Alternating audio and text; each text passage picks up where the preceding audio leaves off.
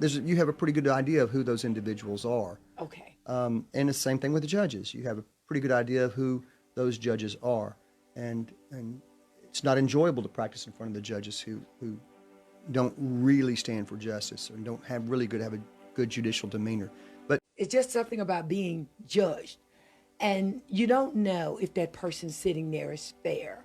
You don't know if that person has bias. And that's why I had just heard so many wonderful positive things about you as a person. The reason you will be such a great judge is because you are the who you just said you are is exactly how everybody see you.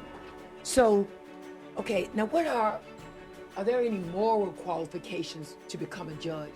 Because you have lawyers and you have judges. So, what does it really take to be a good, what we call, I like this judge because I've heard people say he's a good judge. well, that's last night I was at a forum and the question asked was, what do you do to model your judicial behavior? And I guess to answer your question, and that question last night was, well, first of all, the ethical considerations. You don't become a lawyer in Tennessee until you pass, first of all, an ethics test, and secondly, an ethics interview. And that doesn't mean that some people don't skate by or slip by and have a very poor moral compass or ethical attitude and become lawyers. Some do, and you have a pretty good idea of who those individuals are. Okay. And the same thing with the judges. You have a pretty good idea of who those judges are, and it's not enjoyable to practice in front of the judges who don't really stand for justice and don't have a good judicial demeanor.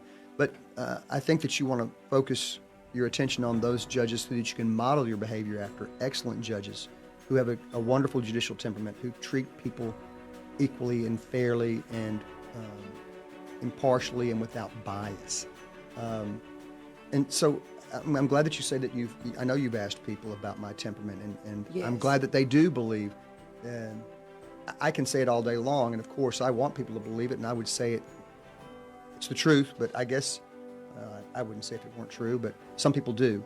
So I think you just have to make sure that you behave in such a manner that honors the constitutions of the United States and of Tennessee and principles of justice.